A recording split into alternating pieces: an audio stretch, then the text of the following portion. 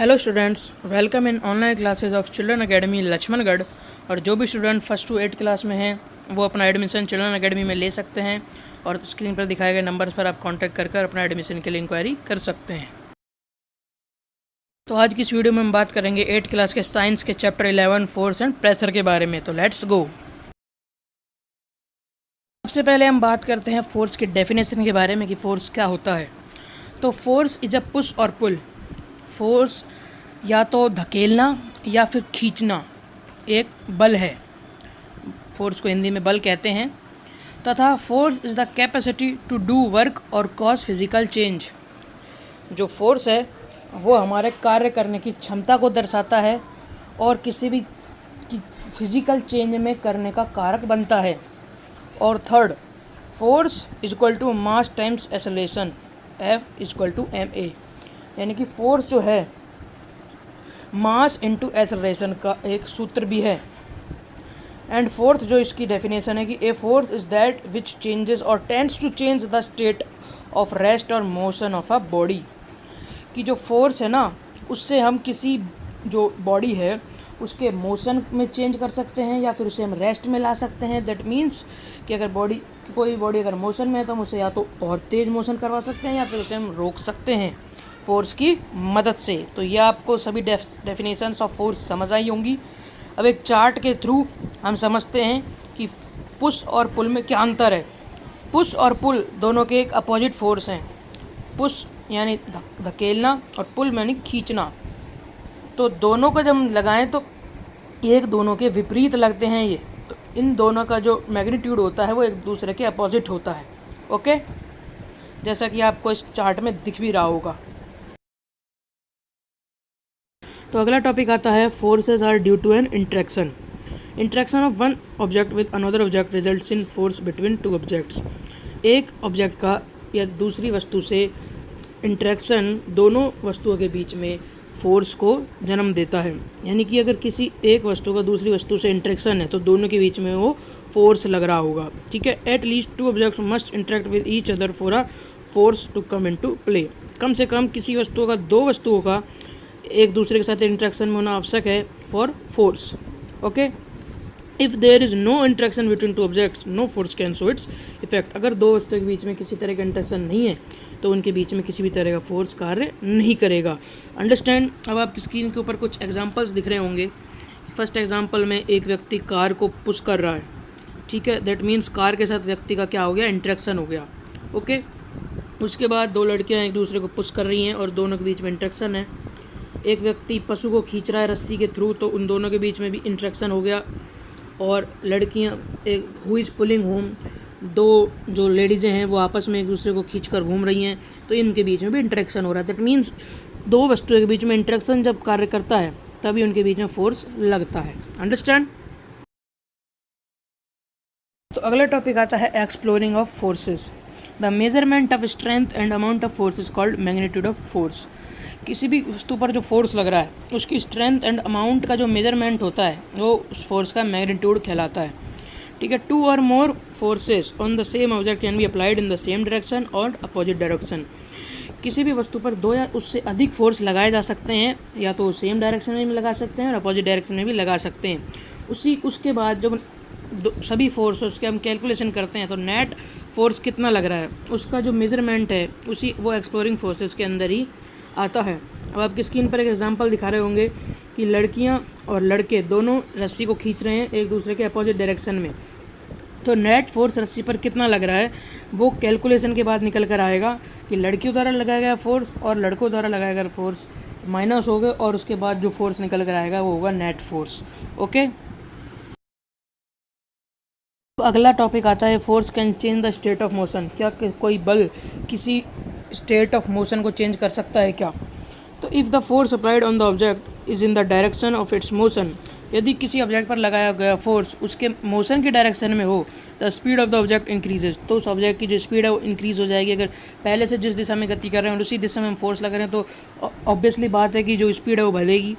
A change in either the speed of an object और its direction of motion और both is described as a change in the its state of motion. किसी भी वस्तु के speed में change या direction में change या दोनों में चेंज को हम change in state of motion ही कहते हैं। Thus a force may bring a change in the state of motion of an object. तो इससे साबित होता है कि कोई फोर्स जो है किसी भी वस्तु के दिशा में या फिर उसके मोशन की गति में चेंज ला सकता है। अंडरस्टैंड। अब स्क्रीन पर एक एग्जांपल देख रहे हैं। तो एक जो लड़का है वो अपने टायर को रिपीटेडली जो फोर्स दे रहा है उसके डायरेक्शन ऑफ मोशन में, जिस दिशा में टायर चल रहा है और उसी दिशा में वो बार बार उसको क्या दे रहा है, स्पीड दे रहा है। दैट मीन्स उसकी स्पीड में क्या कर रहा है, वो चेंज कर रहा है। तो समझ आई, यही एग्जांपल क्या कहलाता है, स्टेट ऑफ मोशन में चेंज। अब अगला टॉपिक आता है force can change the shape of an object. क्या फोर्स किसी ऑब्जेक्ट की शेप को चेंज कर सकते हैं क्या? पहले हमने देखा कि वो मोशन तो चेंज कर सकते हैं, पर अब क्या फोर्स किसी ऑब्जेक्ट की शेप को भी चेंज कर सकते हैं क्या? तो इसका आंसर है यस। तो उसके कुछ एग्जांपल्स मैं दिखाऊं तो example of force that changes the shape of object. First है force of compression acting on the walls of inflated balloon when it's pressed between our hands. तो एक जो बैलून है उसको जब हम हमारे हाथों से खींचते हैं तो उसकी शेप चेंज हो जाती है कि नहीं होती? हम उस पर फोर्स लगाते हैं तो वो कभी किस शेप का बन जाता है, कभी किसका बन जाता है, जैसे जैसे हम उसको दबाते हैं। ऐसे ही second example, the force acting on a spring or a rubber band when we stretch. तो किसी स्प्रिंग या रबर बैंड को जब हम खींचते हैं यानी कि पुल करते हैं तो उसकी भी शेप में क्या आ जाता है, चेंज आ जाता है। एंड अगला example, force acting on two moving vehicles when they collide. जब किन्हीं दो व्हीकल्स के अंदर टक्कर होती है तो देखा होगा आपने कई गाड़ियों का बुरा हाल हो जाता है, पिचक जाती हैं, धंस जाती है अंदर की तरफ, तो वो भी सिर्फ फोर्स की वजह से ही होती हैं। अंडरस्टैंड। तो अगर हम पूछा जाए कि फोर्स किसी वस्तु का शेप को चेंज कर सकता है या नहीं, तो उसका आंसर होगा हाँ। ओके। इसके घर में भी हम एग्जांपल देखें, अगर हम आटा गूंथती है हमारी माँ, तो जब उस पर फोर्स लगाती है तो आटे की भी शेप चेंज हो जाती नहीं होती। तो ऐसे ही काफ़ी सारे एग्जांपल्स हमारे डेली लाइफ के अंदर। ओके। अगला टॉपिक आता है contact forces. A contact force is any force that requires contact to occur. किसी भी वस्तु पर फोर्स लगाने के लिए कॉन्टैक्ट होना आवश्यक है, वो कॉन्टैक्ट फोर्स कहलाता है, यानी कि दो वस्तुओं के भीतर संपर्क होना आवश्यक है। Moving a couch across a floor, pushing a car up a hill, kicking a ball or pushing a desk across a room are some of the everyday examples when contact forces are at work. किसी भी desk को हमारे room में हम जब सरकाते हैं या फिर हम किसी भी फुटबॉल को किक मारते हैं या फिर हम कार को हिल के ऊपर धकेलते हैं, तो ये सब किसके एग्जांपल है, कॉन्टैक्ट फोर्सेस के। कुछ एग्जांपल्स को हम डीपली पढ़ेंगे। अगला जो हम डीपली एग्जांपल पढ़ेंगे कॉन्टैक्ट फोर्स का, वो है muscular force. Muscular force is the force applied using parts of the body like arms और लेग। मस्कुलर फोर्स वह फोर्स है जो हमारे शरीर के अंग जैसे कि हाथ या फिर पैर, उनके द्वारा लगाने पर लगता है।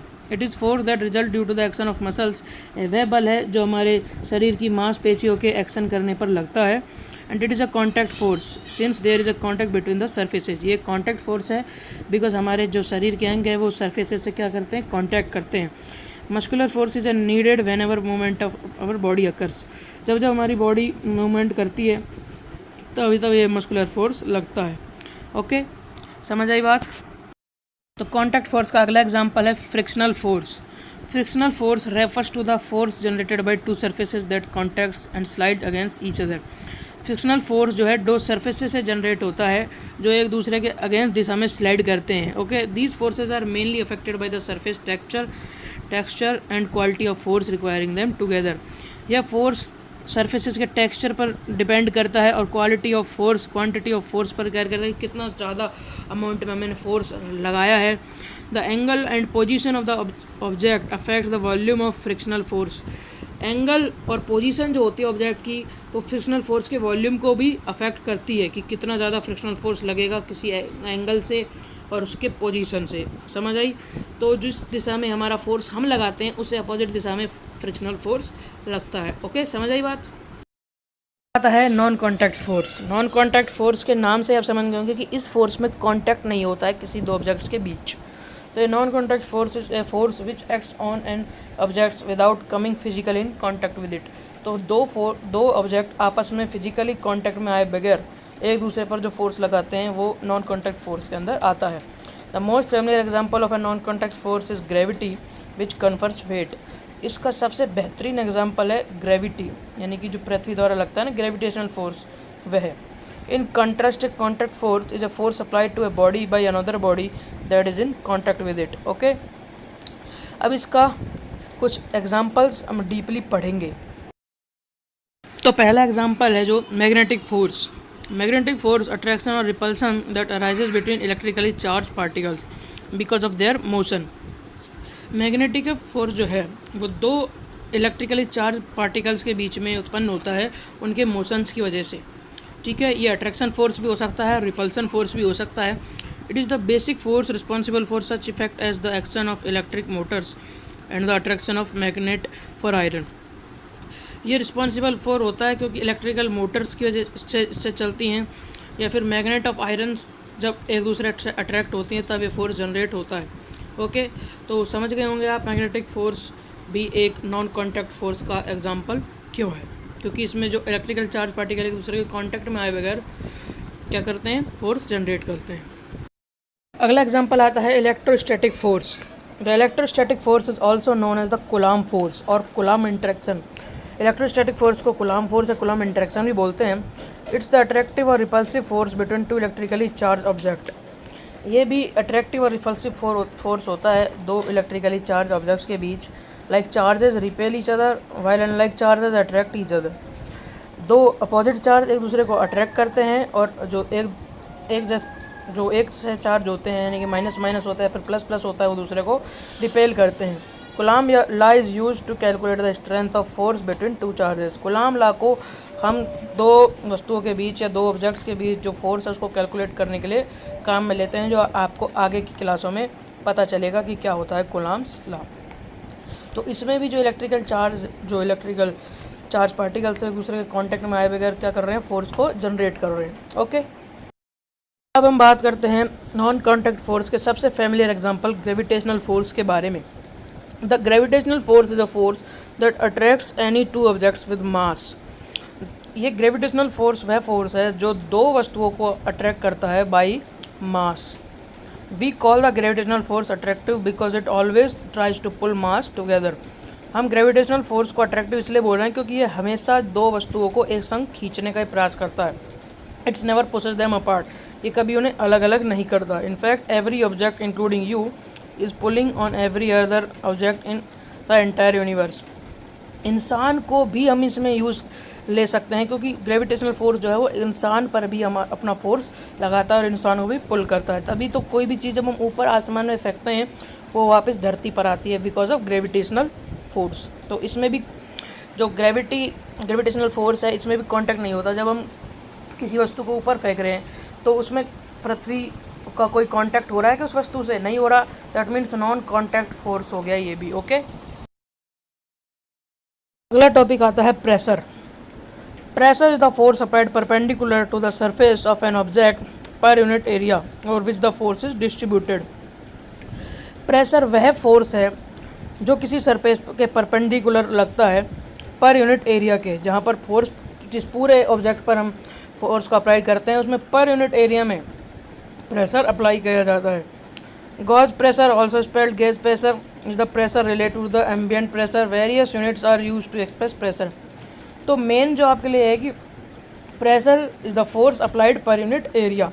वह फोर्स जो पर यूनिट एरिया पे अप्लाई किया जाता है वो प्रेशर कहलाता है। P is equal to F upon A, जिसमें P प्रेशर है, F force and A area है। और एक एग्जांपल आपको स्क्रीन पर दिखाया जा रहा होगा कि एक लड़की गुब्बारे के अंदर फूंक मार रही है और हवा उसमें भर रही है। दैट मीन्स वो प्रेशर लगा रही है और अपनी हवा को गुब्बारे के अंदर भर रही है। ओके, तो ये भी एक एग्जांपल किसका हो गया, प्रेशर का। अब इस चैप्टर का लास्ट टॉपिक आता है एटमॉस्फेरिक प्रेशर। फोर्स पर unit area is called pressure. Liquids and gases exert pressure on the walls of the containers. प्रति यूनिट एरिया पर जो फोर्स लगता है उसे प्रेशर कहते हैं। एंड लिक्विड एंड गैसेज जो हैं वो प्रेशर लगाती हैं अपने कंटेनर्स की वॉल पर, यानी कि जिस पात्र में उन्हें रखा गया होता है उस पात्र की दीवारों पर वह अपना प्रेशर लगाती हैं। The pressure exerted by air around us is known as atmospheric pressure. और जो हमारे चारों ओर जो हवा मौजूद है वो जो प्रेशर लगाती है उसके द्वारा जो प्रेशर एक्सर्ट किया जाता है वो कहलाता है एटमॉस्फेयर प्रेशर, यानी कि एटमॉस्फेयर द्वारा जो प्रेशर लगाया जा रहा है वो कहलाता है एटमॉस्फेरिक प्रेशर। और जो पात्र की दीवारों पर जो प्रेशर एक्सर्ट किया जा रहा है by the liquid and gases वो कहलाता है pressure exerted by liquid and gases. Example भी आपको स्क्रीन के ऊपर 2 दिख रहे हैं। A liquid exerts pressure on walls of the container, जिसमें एक लिक्विड भर रहा है उसको अपना प्रेशर लगा रही है वॉल्स पर। अगर एक गुब्बारा अगर छेद से हटा दिया जाए तो यहाँ से पानी निकलेगा, वो सिर्फ प्रेशर की वजह से निकलेगा। ओके, कि जो ये लिक्विड प्रेशर लगा रहा है इस दीवार पर और प्रेशर के थ्रू बाहर निकलेगा। अंडरस्टैंड? होपफुली आपको वीडियो पसंद आई होगी, तो इस वीडियो को लाइक करें, शेयर करें एंड सब्सक्राइब करें हमारे यूट्यूब चैनल को।